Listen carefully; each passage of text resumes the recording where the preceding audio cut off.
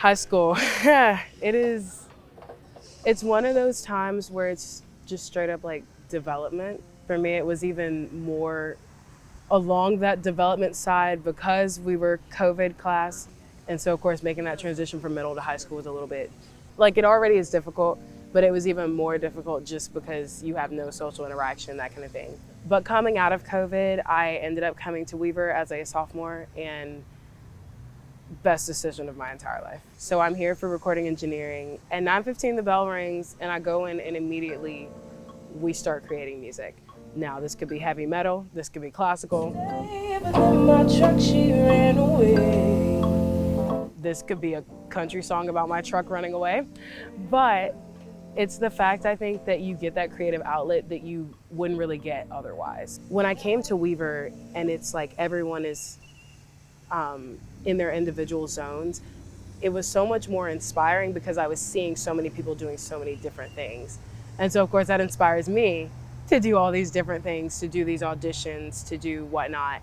And then all of a sudden I'm a junior and I'm traveling around to different schools performing. Like it was incredible. And I don't think I would have done a lot of the things that I have done now had I not come here. My interest in music really came like before I can remember. Like I know I don't remember it a lot. Music is just one of those things where whether I was listening to it, whether I was doing it, whether I was writing it, it's just something I can't live without. My artist name is Mallory and it means dreamer in Setswana. And she was really something that I created, and she is the artist. She is the butterfly. She is the dreamer. I did release a full EP that had, I believe, 8 to 10 songs. I can't remember exactly.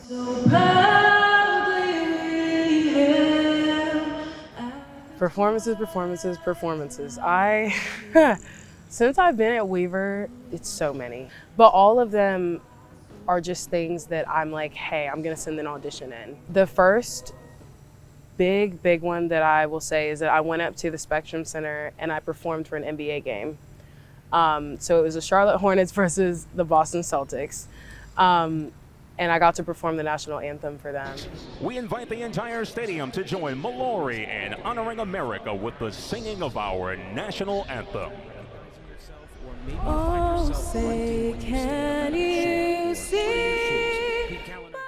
And then I got to do another one this year in October at the Panther Stadium, to the Bank of America Stadium in Charlotte.